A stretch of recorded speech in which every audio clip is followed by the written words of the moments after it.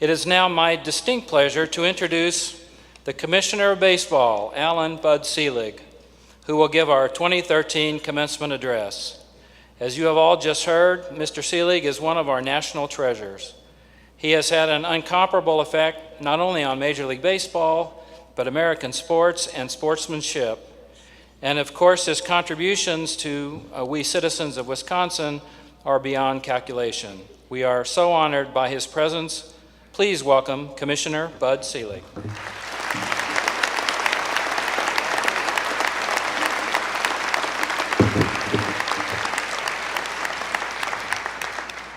Thank you very much. It's an honor to stand before you today. I thank President Tom Kunkel and all of his colleagues for extending the invitation and affording me this wonderful opportunity to share this special day with each one of you at the dawn of such an exciting chapter in your life. It is also a distinct privilege to be here on a day when St. Norbert College recognizes its 8 alumni who have earned the rank of general in serving the United States. And so, in the spirit of Bob Feller, Stan Musial, Ted Williams, Jerry Coleman, and so many others in our game, in 2008, Major League Baseball helped establish an initiative called Welcome Back Veterans, which addresses the need of veterans after they return from service. Baseball has committed more than $25 million in grants to hospitals and clinics that treat veterans and their families. We undertook this effort in honor of the remarkable bravery demonstrated by those that we celebrate today. And I thank all of you for everything that you've done for our country.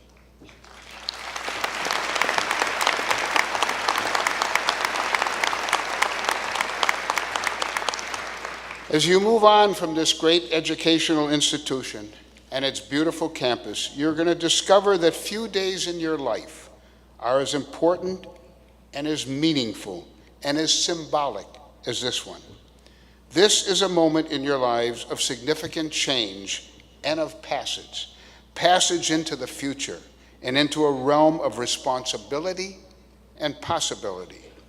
Eleanor Roosevelt once said, "The future belongs to those who believe in the beauty of their dreams."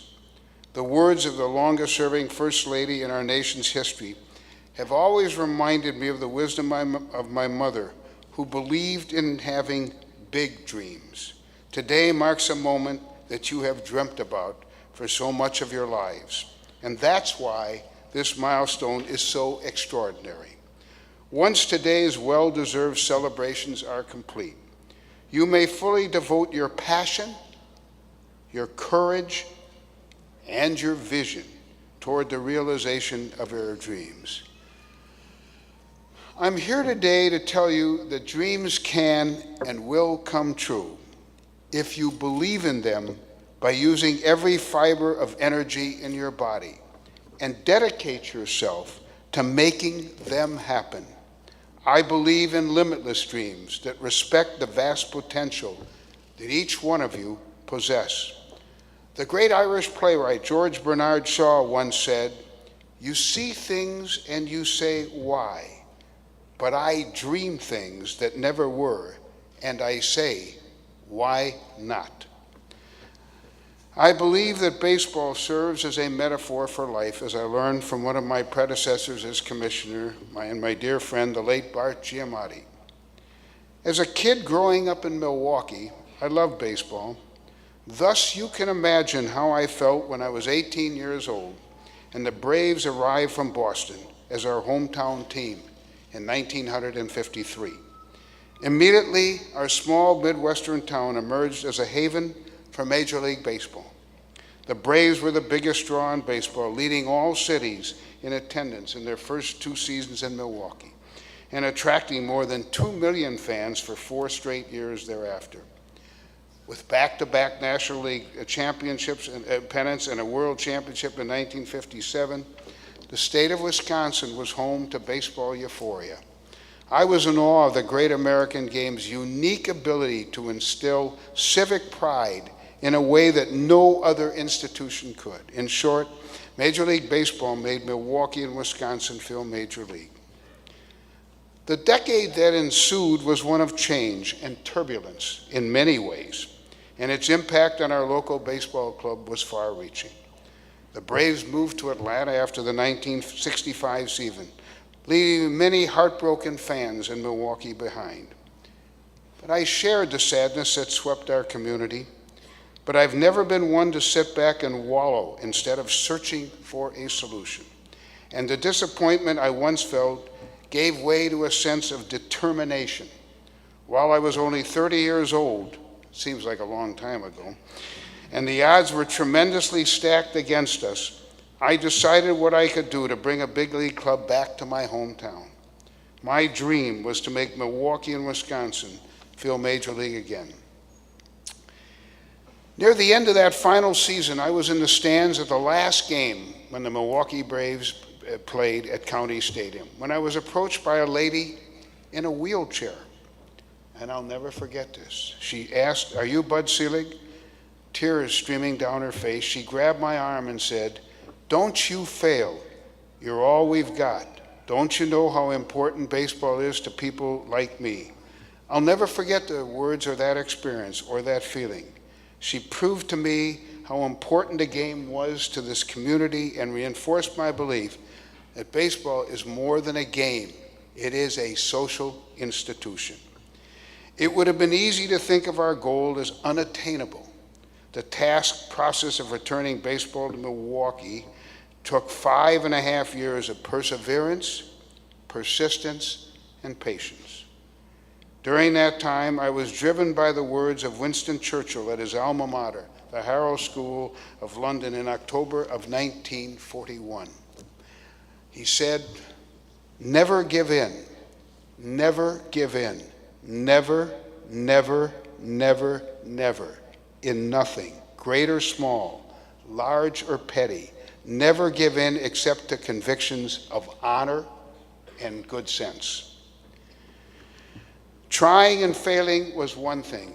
Quitting, however, was unacceptable. There were many disappointments along the way, but there was never defeat. All of our efforts became worthwhile on the night of March 31st, 1970, when the American League's Milwaukee Brewers were born. When baseball returned to Milwaukee, the people of Wisconsin had another reason to smile. As the heir to the Braves, the Brewers reestablished an important part of Milwaukee and Wisconsin experience because of the shared sense of community that our team inspired.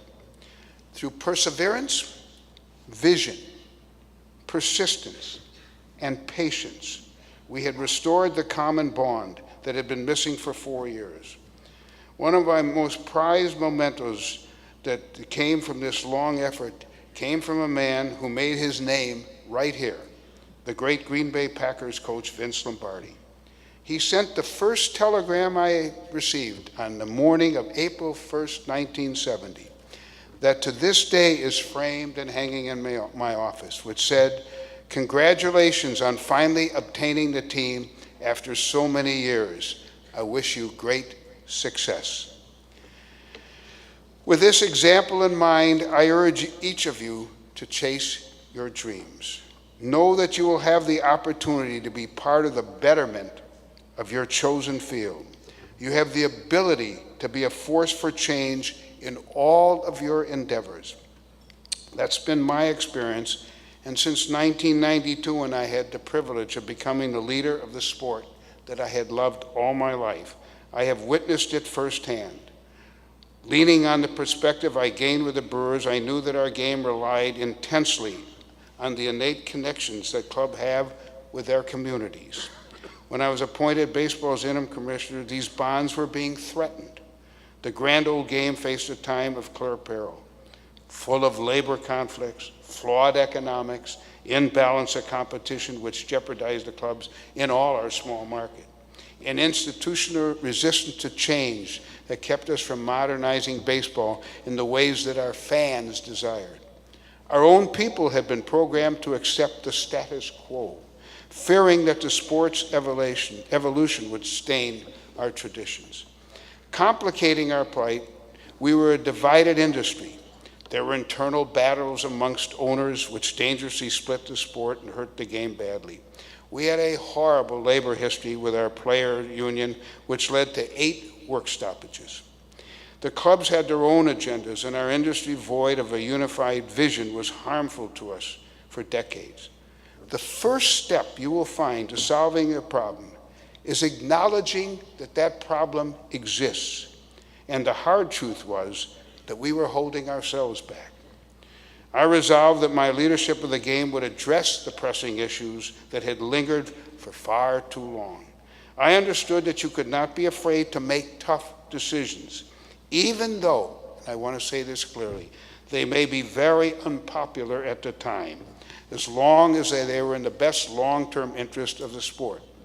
This is true in everything in life. I also decided that criticism would not stop me from doing what we needed. Simply put, we got into the business of giving our fans what they wanted. We implemented interleague play, which brought excitement to our game by showcasing rivalries old and new. We expanded the postseason, allowing more fans to experience the excitement of October baseball. For the first time ever, we adopted revenue sharing, a structure which I'm happy to say solved our problems, whether it was Milwaukee, Cincinnati, Detroit, and on and on and on. A vital competitive enhancement that really took our sport in a new direction.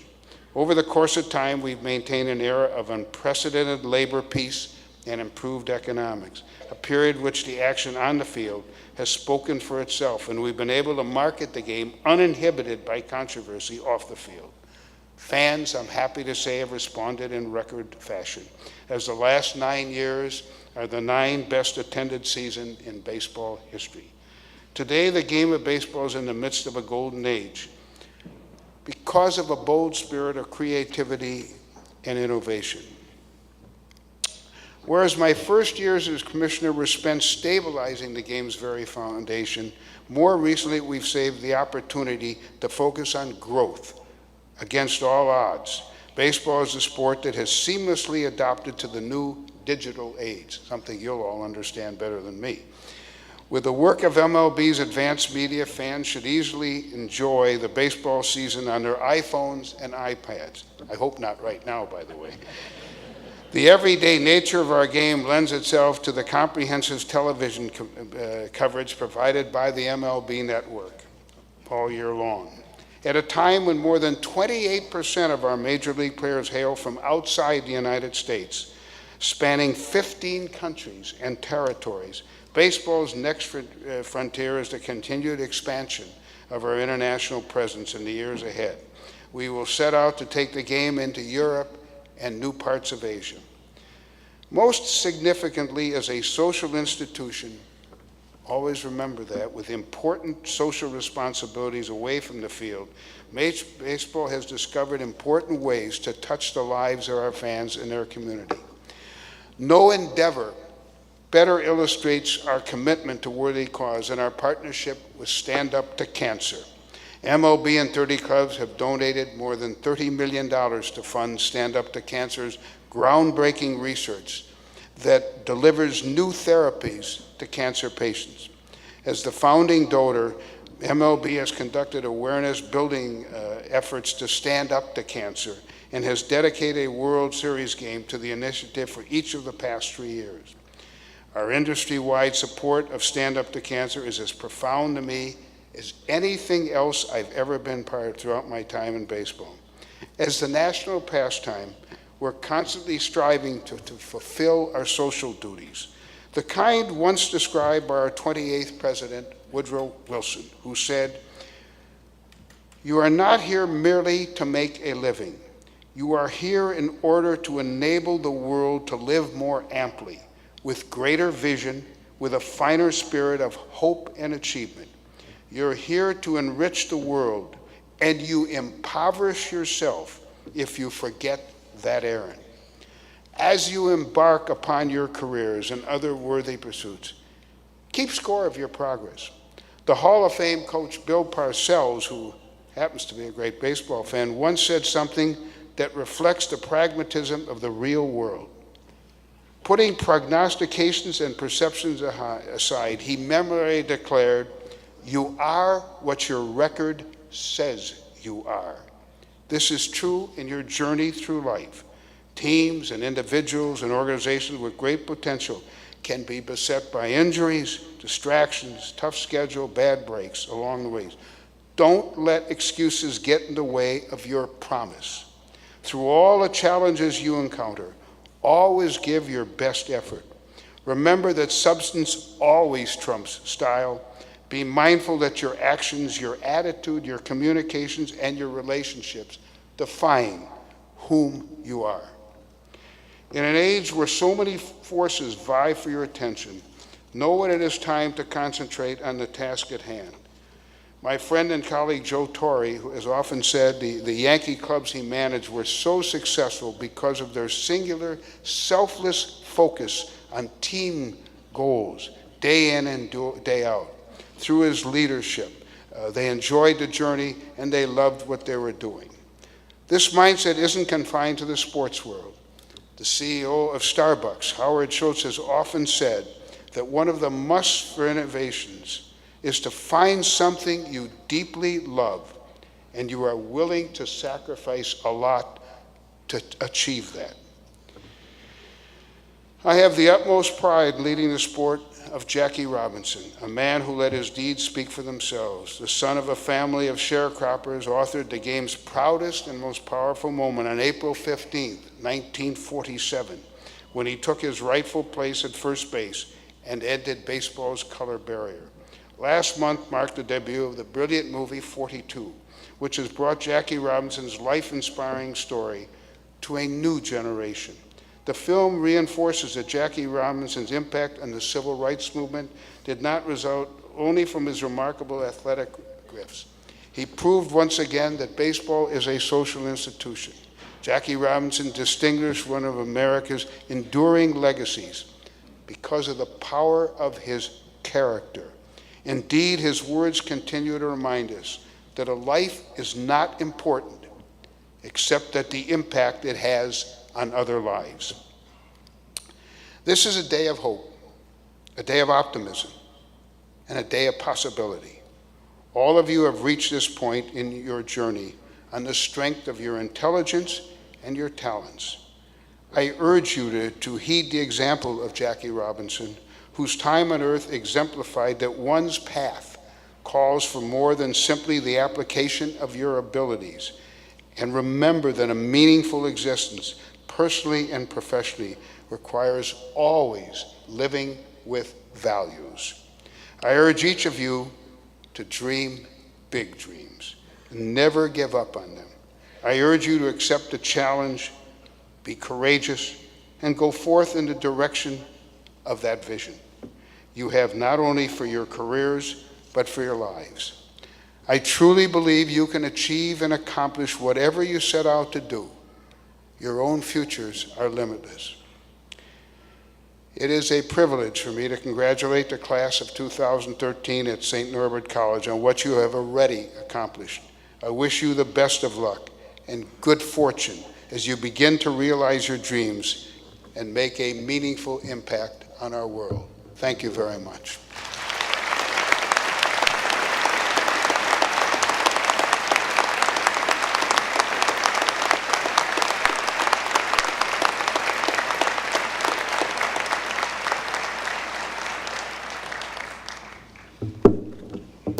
Thank you, Mr. Commissioner, for some universal truths and also a message that I dare say has special resonance for those of us who live in this great state.